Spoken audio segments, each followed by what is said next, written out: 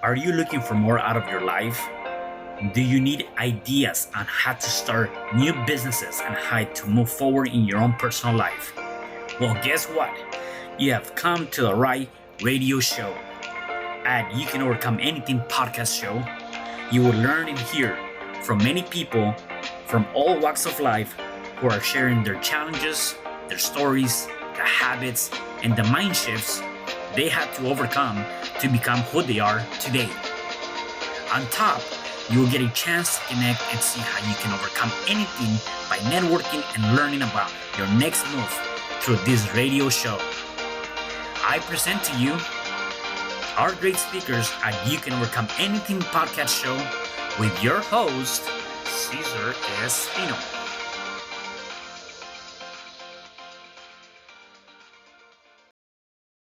Hello there, and welcome back to another episode of You Can Overcome Anything podcast show. Is your host Cesar Espino, and today I have a special guest. She is a true embodiment of resilience and transformation. She's not only a devoted mother of two, but also the founder and CEO of MedCompanion and co-founder of Odyssey Protection Services. Her journey is nothing short of inspiring, having overcome homelessness brought at the tender age of 12 and surviving a brain tumor at the age of 18. She has become a revolutionary trailblazer in public health and advocacy, holding a national certification of health education specialist and driving innovation for the past 15 years in the healthcare landscape. Her dedication extends globally as she's an active philanthropist working with tribal communities in the jungles of Panama. Recently, she shared her incredible story from being a homeless immigrant to reshaping the American health system on the Resilience Factor podcast. It is my pleasure to introduce you to Marly Brodsky. Hey, Marly, how are you? I'm doing well. How are you? I'm doing good. I'm doing good. So just listening to that and reading that, I got these goosebumps. I definitely the fact that the things you're doing just by reading that is amazing. So tell me a little bit about where are you originally from and how was that upbringing for you? Yeah, so originally I was born in Panama. Both of my parents are from Central America, Panama. And then at the age of like a year old, my dad ends up having an accident in the fishing boats that he used to be a part of as his job. And as a result of that, he had to stay in the States, have several surgeries, and my mom was brought to California. So I ended up growing up in San Diego, California, which is where I was up until I was 22 years old. Hmm. Um, and as you mentioned in the introduction, that was not an easy upbringing. At the age of 12, my parents had a very successful landscape company that they started from the ground up.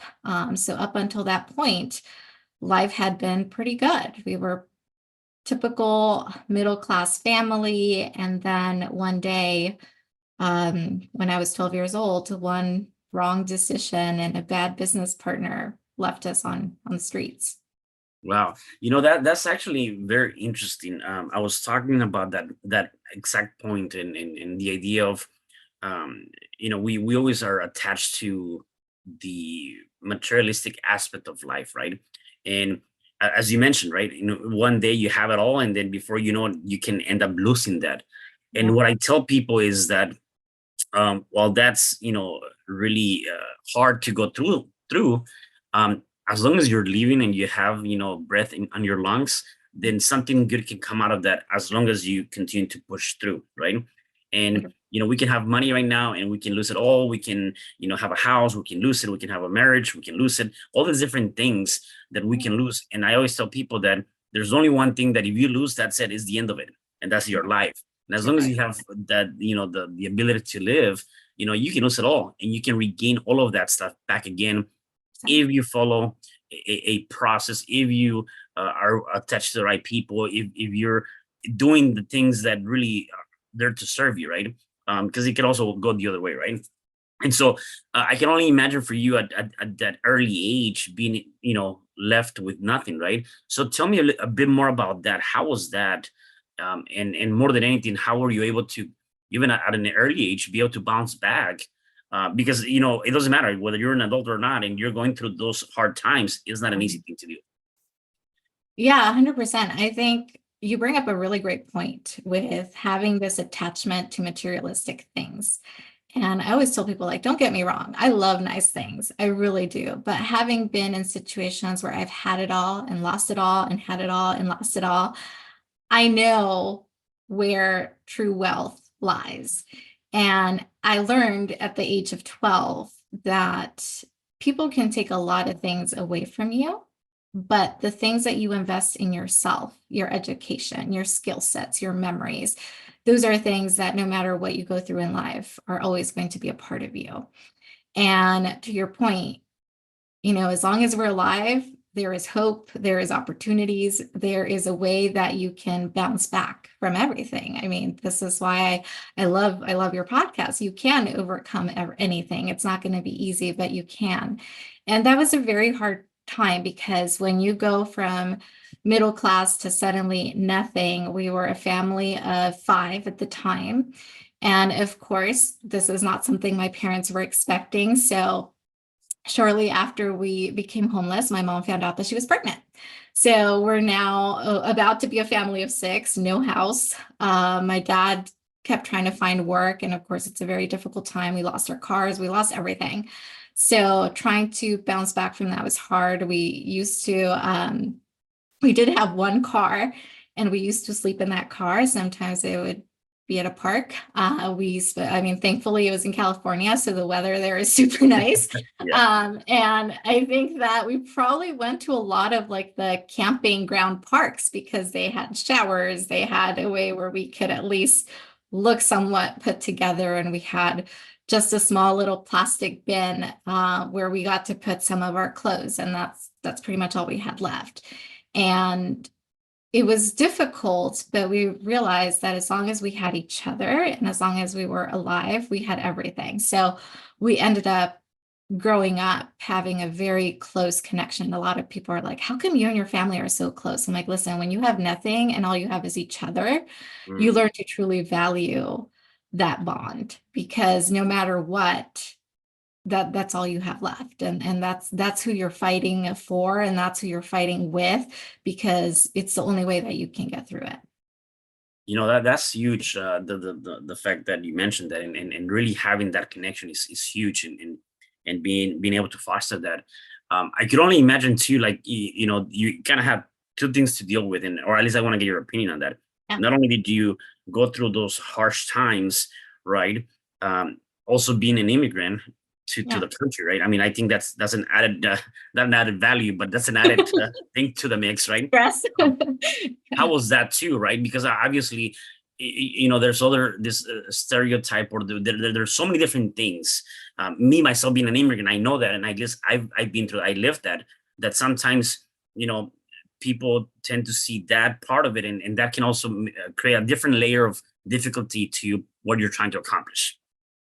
Yeah, I mean, 100%. As an immigrant, you already start at a disadvantage. Yeah. You have to fight harder. You have to learn a different language. I didn't even learn English until I was 9 or 10 years old. So English is my second language. And that's something that I've constantly tried to improve and understand. And even still, my husband will tell me, like, that's not the word you want to use. Like, that's not what it means. Yeah. It's like, Yeah. oh, well, translated, I thought that's what it meant. Yeah. But at the end of the day, it is hard being an immigrant, and being an immigrant family. You also think about all the things that could happen. So one of the things for us was, it was very important that nobody knew what we were going through. And that was something my mom made very clear. She's like, you can't tell anybody.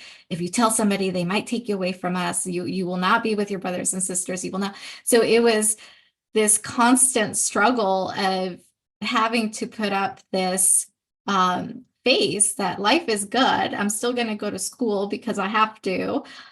People will notice if I'm gone, but I'm just going to smile through it and pretend life is okay, even though I don't even know where I'm going to be sleeping tonight, or if I'll come Right. home to food, or anything like that. So it's hard. And being an immigrant, it's even harder because you're like, oh man, they're for sure, like my family is going to be taken away if they know. So that was a big struggle. And that was something that as a family, we just decided, like, we're just going to keep this to ourselves. Nobody needs to know. And eventually one day when we get through it and we're all successful, we'll talk about it. And that's what we've done. We've talked about it now. But Yeah. back then, my goodness, we were so terrified to even tell someone, or if we had friends be like, oh, I want to go to your house. It's like, oh no, my parents work all the time. Yeah. That's not going to Yeah. happen. Right. There was always an excuse, and it was very difficult to go through that. Yeah. Did you ever lost faith on not being able to see the light at the end of the tunnel? There was one time. Mm. And this is probably, an area that I know a lot of people are going through, and an area that I like to share. But, I grew up Christian. We grew up Seventh-day Adventist, and my dad has always been a man of really, really big faith. And even through those darkest times, we still have Bible studies. We still read the Bible in the car. We still prayed. We still talk to God. It's like, God, if you can get us through this, like if you can get us through just another day or just the next hour. And it just came down to living life, counting every second, every minute, because we didn't know where it was going to be. But there comes a point after several years of being homeless and, having stayed at a hotel because we had more money that day, and then going back to car, and then having a little bit of food, it gets hard. And as a teenager, I think there was a point where I didn't think that my life was worth it, and I felt like maybe dying would be easier. Yeah. And as the oldest, that was very hard. And one thing I remember was we were staying in this motel, and we had we had a few utensils because we would buy some cereal. We would eat a little bit of cereal every day. And I remember like everybody was sleeping, and I grabbed this knife. It wasn't a sharp knife. It was Mm. just Yeah. one of those butter knives, but we had it. And I sat in the bathroom thinking, like, what if I did end my life? Like, what if this is how it ends? And I was battling this internal battle between like where I was and also being like, well, I don't want to die, but I feel like I should. And I sat there for a long time. And then I just said, God, if there is more, if I could be more, if I could have a better life, if I just keep going, can I change this? Can I be someone? Is it always going to be like this? And then I kept thinking, well, geez, if I end my life right now, like I know how this ends, and it's not going to be nice. And then my parents are going to be left to deal with this, and I don't want to put that on them. And now they're going to have to try to find money to deal with the outcome of this. And it's going to put them in a worse situation. And I was almost like upset that I couldn't even afford to die at that point. Because I'm like, what Yeah. am I going to do with, how is this going to affect my family, And in that moment, my brother walked in, and that was my sign. And he was like, what are you doing? What are you doing? And everyone's like now awake, freaking out. My parents took me to the hospital. I went through this whole evaluation. And in that whole process, I was like, okay, God, you didn't let me go through with it. You didn't let it happen. I asked you for a sign, and you sent my brother. And after that, I just made a promise. I was like, I am never going to tempt with my life again. I am never even going to think about that as a possibility. And no matter what, I'm just going to keep going, because if I keep going, there's no way that I can fail. I just have to keep getting up, keep getting back up, keep failing, keep trying, and eventually my life will get better. And it did. So, Yes. Yeah. yeah, you really can get That, through it. that's and for the people that are listening, as you mentioned, and you never know what people are going through, and that's a really good point that you just made, and one of that is twofold. Number one is sometimes we feel like that's the easy way out, and yet we forget and don't recognize that there's other people in our lives that truly care about you, and Yeah. you actually leaving this place is not making it any better. It's actually going to make it worse for those people. So think of those people that really care for you and love you, and also think of what would be the outcome by doing that, right? And what you're going to leave behind. The second thing you mentioned is just keep moving forward. While you might be going through a storm right now, you're not staying in the storm. You got to go through the storm, and you're gonna get to that Yeah. other side, right? So that's huge in terms of that. Tell me about your brain tumor. How did that come about? Yeah. So the irony is that, eventually we did get through it. Things started to improve. My parents were able to get a little apartment. So by the time I was a senior in high school, things were a little bit better. But in that process, I was still homeless, and just the way that I was brought up, college is not something that anybody talks about. And I had told myself I wanted to be a doctor, but I didn't know that I needed to go to college to do that. And this is just something that I always told myself, like, when I graduate high school, I'm going to go to the hospital. I'm going to apply to be a doctor. They're going to train me, and I'm going to be this awesome doctor. That was my plan. Yeah. And I had this teacher, reach out to me, and she was like, "Oh, no, that's not how it works." But she made it her priority to make me believe that an immigrant like myself with no money could go to college. And then she helped me. And I like I said earlier, when you go through homelessness, when you realize that you shouldn't have attachments to materialistic things because they come and go, you start to put all of your energy towards the things that are going to stay with you a long time. So I put all my energy in my education, was learning, getting the grades and all those things. So I ended up getting a full ride to San Diego State University. Hmm. And it was thanks to this teacher. And I share that, I will get to your question, but I share that because that was a big part of me. I was like, man, I finally did it. I got to college. I'm going to better my education. I'm going to be someone in life. And 1 month into college, I started to feel really sick. And I woke up one morning, couldn't feel half my body, couldn't move it, couldn't feel it. And I fell to the ground, and I told my parents, I was like, I need to go to the hospital. So my parents took me to the hospital, and I knew it wasn't going to be good. Like, I just knew I was not okay.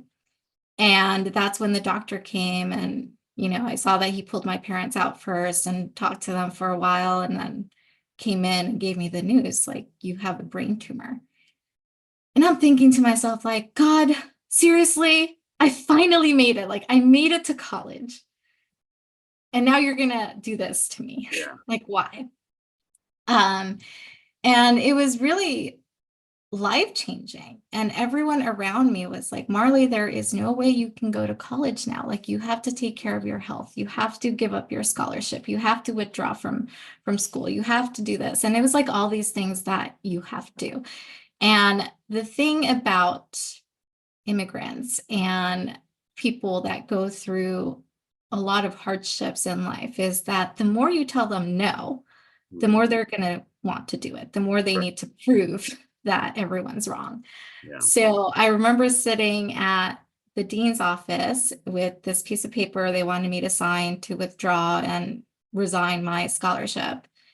And my parents were there. They were like, whatever you want to do, we're here. We're going to support you.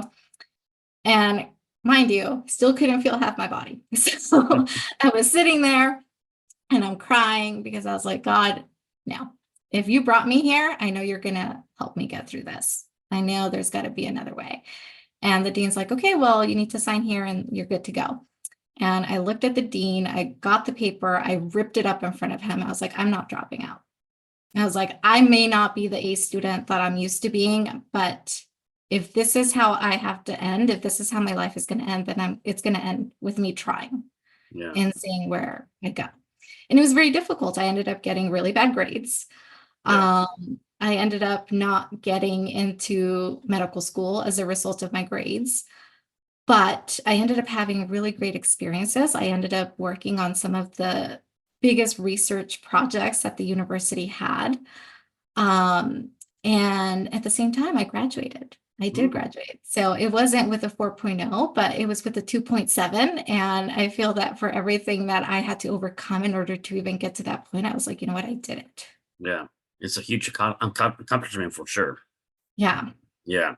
No, and a part of that, the idea is the resilience, right? And just being able to say, I'm gonna start something and somehow I'm going to finish this, Yeah. regardless of the odds, right?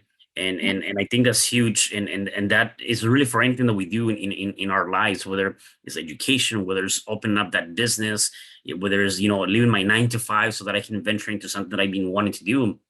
It may not be 100% how you want it to be, except you said something that was huge.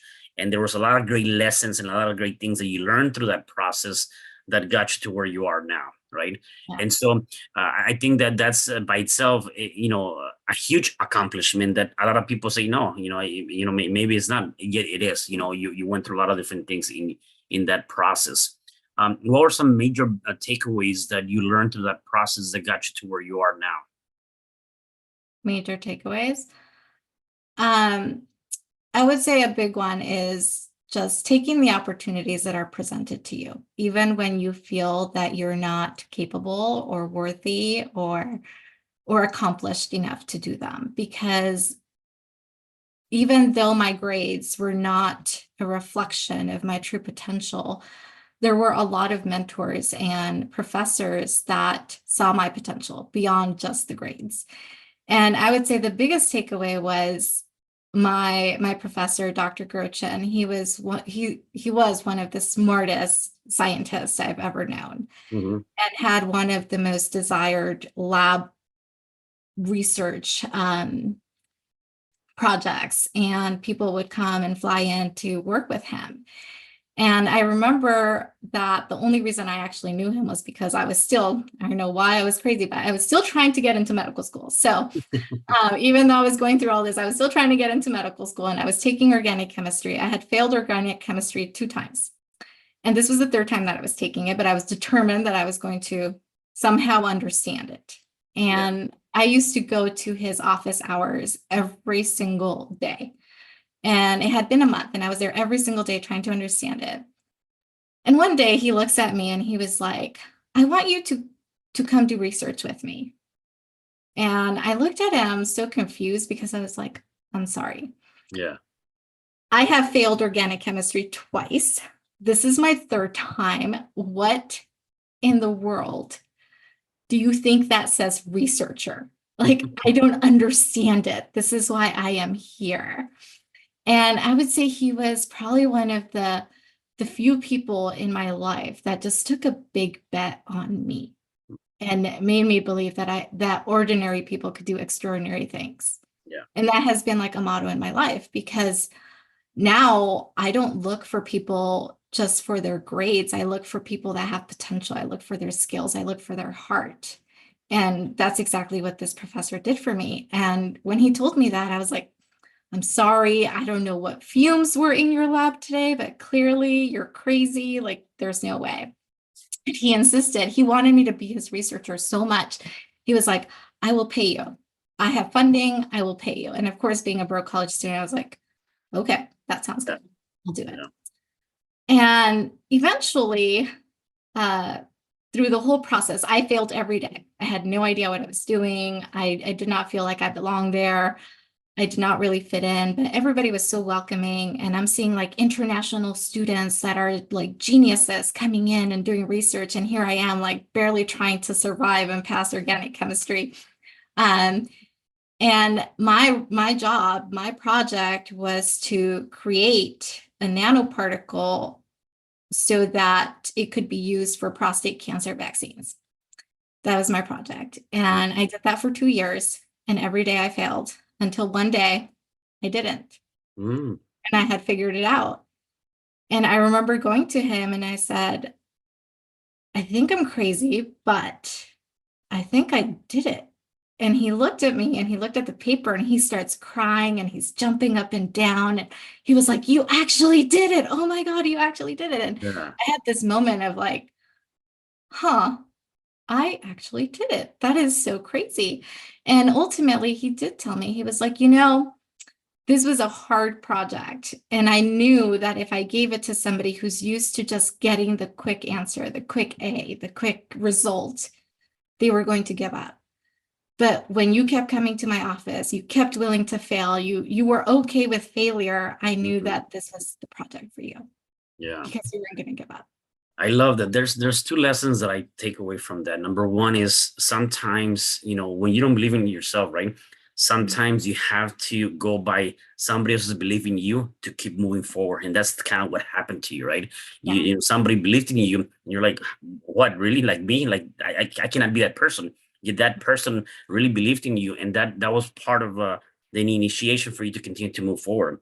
And the Mhm. second thing that I take away from this is that um, against all odds, right? Again, you didn't fail. You fell plenty of times, and you continued to move forward, and you kept trying. And so I always tell people that I think the only true failure in life is the moment that you give up, the moment that you said, "I'm not gonna do this anymore," right? Yeah. I think that there's no failure in trying. As long as you keep trying and you get to that some sort of outcome, then you actually succeeded versus failing. And as we go to school, you always hear the idea of if you get bad grades, you're a failure, right? I mean, so it's always engraved in you from day one. You Yeah. cannot do this or you're a failure. You're a failure. You got to go through those failures. And I don't really call them failures. I call them more like lessons. You got to go Lessons. through those lessons to be able to learn something that is going to help you move forward in your future, right? And when you actually learn from those lessons and you apply the teachings of that, I Mhm. believe that you're actually succeeding in life. And so those are the two major things that I take away from that, which are huge. And anyone listening to that definitely needs to take a note of that. Yeah. Tell me about how you then embarked into, now you're the CEO of Med Companies, the co-founder of Odyssey Protection Services. Tell me more about how did that come about and what is it that the two different things that you do there? Yeah. So, um, as I mentioned, I did not get into medical school. I was rejected by all Hmm. 20 medical schools that I applied to. And again, just trying to see those opportunities. And I am a big believer that when things don't go according to plan, it's because God has something better. And sometimes it's just you creating your own path. And I ended up not getting into medical school. I ended up working for this amazing company where they provided medical scribes for 15 years. And at that time, I pioneered medical scribes in outpatient clinics, and I helped grow that division from 0 to about 4,000 locations. So I spent 15 years doing that in the healthcare space. And one thing I learned over time was just how difficult understanding and navigating healthcare was for people and patients, and the confusion and um, and how scared they were every time there was a diagnosis. And having gone through that myself with my brain tumor and knowing how difficult it is to hear a life-altering diagnosis, I always knew I wanted to do more. But again, what ends up happening in life sometimes is that then when life is good, you just get comfortable. Mm. And that is where I was. I was very comfortable. I had a very good paying job. I was finally making the six figures. I'm like, man, I'm so successful. Like, there can't be more. Yeah. And I got very comfortable, even though I continuously saw that gap. I didn't really take action in trying to do more. But then in 2020, I saw and experienced it with my own grandmother, where she was diagnosed with cancer, with breast cancer. And then 3 months later, she passed. But in those 3 months, I saw how difficult it was for her to understand what the doctor was telling her. And not because she had dementia or Alzheimer's, but just because it's very difficult to process medical terminology. It's a whole different language. You hear one thing and you zone out because now you're focused on the fact that you have cancer, or this result didn't come back normal, or this medication is not working, whatever it may be. It's difficult to capture everything. And then her passing, it left this void. She was like my second mom. So I left this void, like, I can't believe this happened. But at the same time, just like her, there were so many patients in the 15 years that I worked in healthcare in the same situation. And I was so angry. I would say that my projects now came out of my anger and my grief. I was so angry that this happened. I was grieving, but I kept telling myself it's not fair. I did a lot of research to see, I'm like, are there any companies out there that provide this service? Like, what if somebody could go with you? Like, you could pull somebody up on your phone and they'll be there with you as a friend, as a companion, taking notes. They understand everything the doctor's saying. They're trained on that. They can help you understand your medical history, your diagnosis. And when I realized that there really wasn't anything like that. There was a lot of support for patient navigation, like after the fact. There was a lot of support of like booking appointments, but there was nothing that put a human person in the room with you during the most difficult time, your most vulnerable time. So I remember going to my husband and being like, I'm going to quit my job and I'm going to start this company and I'm going to call it MedCompanion. And he was like, what? Like, yes, that is what I have to do. And it was this thing that I just couldn't. And at that time, my daughter's health was also struggling. So I was like, this is a perfect opportunity. I can try it on my daughter, make sure that I have the support, like see if it works, stress test it. So I ended up quitting my job. And just like that, overnight, our entire like financial stability came crumbling down. And my husband's like, it's okay. We're going to figure it out. We'll get through this. You know, I support you. I know you can do this. So I spent the last 2 years bringing the program with my business partner to fruition and really stress testing it on a lot of different patients who had different conditions, different ages. And one thing I realized was, you know, I was right. Like patients that do have this support do end up doing better in their health, and they do end up living better lives. They do end up feeling supported. They feel empowered. They have the information. So earlier this year, we officially launched to the public, and we are now working with different clinics where doctors see the value of our service and are now partnering with us to bring this service to their patients. So that is something that we're working on. So that is the healthcare side, but my Nice. background is in public health. So I love public health advocacy. And one of the things that also came of this was the need for public safety. And having done some consulting work in the past and just seeing different types of security companies out there and finding, again, I like to find gaps and problems and then try to come up with solutions. And then seeing just like the gaps in the security training, the way that security guards do their job and the way that they care for others, I felt was lacking in a lot of areas. So my business partner, and we brought in another business partner who is a disabled veteran, very young. And we said, what if we did it better? What if we can change it? So that is how Odyssey Protection Services came to be. And we now provide security services to different people, but primarily we have been focusing a lot more on women with domestic abuse and just helping them leave difficult situations in a safe manner. Yeah.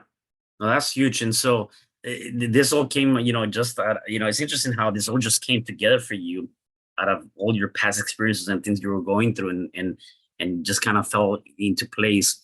Do you feel like you're living your purpose now, and you're living that one thing that you were made for? You mentioned earlier, like, right, when you were like probably thinking to yourself, like, is there more for me, right?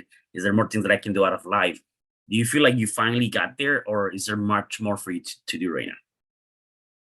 I feel like I'm finally in the path that I was meant to be. I don't feel that I have fully achieved my purpose. Yeah. I feel like I'm still very early on this mission, but I am on this path of changing the healthcare system and providing better experiences for patients, their families, and doctors. Yeah. No, I get it. Tell me about your work, your philanthropy work that you're doing in Panama. Yeah. Um, That is a very dear project to me. So that was another one of my opportunities in college. When I was in college, part of my project in order to graduate in the public health department was to do research and find a public health topic to do research on. And once again, I was given the scholarship along with a few other contestants, and everyone was doing everything locally. And I said, well, I don't want to do anything domestic. Like, I want to go explore true public health in a community that truly has nothing, and understand how culture and lack of access plays a role in people's health, and have an opportunity to learn more about my own culture. And everyone's like, well, that's never been done before. And I tend to question the status quo a lot. I don't Yeah. follow the rules, as you've seen. Yeah. And I said, well, is that because that's not allowed, or is it because it's just nobody's never done it? Yeah. And they're like, well, I guess nobody's ever really asked for that. So I'm like, okay, well, I'm going to write a proposal of why this is important to me, and I'll see where that goes. So I wrote a proposal with my mentor, and the school ended up approving it. So I took my sister, who was a junior in high school, to be my assistant. And my sister and I lived in the jungle for 2 months with a tribe. And I got to experience what lack of access to healthcare and resources was really like, and what cultural beliefs play in health. So I witnessed firsthand tuberculosis. I got to educate children on proper dental hygiene. I had a lot of donations from the hospitals I was working at. I used part of my scholarship money to donate to the community. We provided food, and it just became something so dear. I thought I was going to go there and change and drive change. And instead, this experience changed my life. So it became something that I became very passionate about. I also experienced firsthand. I came back and I had malaria, I had typhoid fever. I mean, I had all of the above. So I was hospitalized. So I witnessed firsthand, and all I kept thinking was, like, I am so lucky to be in America, where I have access to care and I could feel better in about a week or so. And every year, my family and I donate money. We continue to do that out of our own pocket. Once I got married, it became a project that my husband and I now do together with our kids. So my husband is a pediatric emergency doctor. So he goes and gives talks to the tribes about how to stay hydrated in the jungle when you're sick, and how to use natural resources to take care of yourself if there's no medicine or IV fluids to keep you hydrated.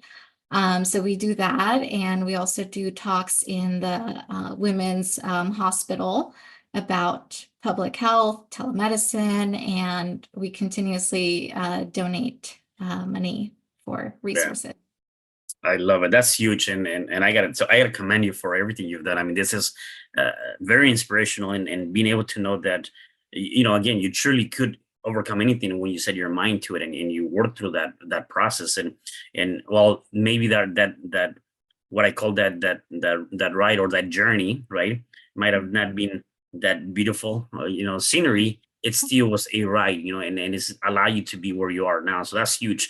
How can people get a hold of you, know more about the things you're doing, in terms of, either your companies, or maybe they say, hey, I have an idea of being able to do something similar in my own, home country or something. How can they get a hold of you? Yeah, they can get a hold of me on Instagram. It's Marly_Brodsky, or if they want to email me, that's probably the best way to. It's Marly, MARLY_Brodsky, BROD as in dog, SKY, at MedCompanion, MEDCOMPANION.com. That would be the best Awesome. thing. And then let me ask you this, like, you've obviously gone through a whole lot of different things. What habits do you have, any habits, any daily habits, anything that you do on a day-to-day basis to kind of keep you moving and going forward in life? I do. I would say that after becoming a mom, it gets a little bit harder to stick to those habits. Yeah. But one thing that I never move away from is my prayer. I pray daily. I I pray in the morning, I pray in the evening. One thing I used to do was journal, and I was just having a conversation with a friend that I was like, oh my God, I've been journaling so much lately, and I feel like my life is changing again because I'm able to just write everything down, express my feelings, express what I'm going through, and just have some gratitude for where my life is. And I always said that I was like, God, if you get me out of here, I will use my gifts, my talents, and the money to just give back. And that's something that I try to look for things and ways that I can continue to give back. Yeah, I love that. My last question for you is, and this is probably a little bit of an unfair advantage because you've gone through it a lot and you've been through a lot of different things in life.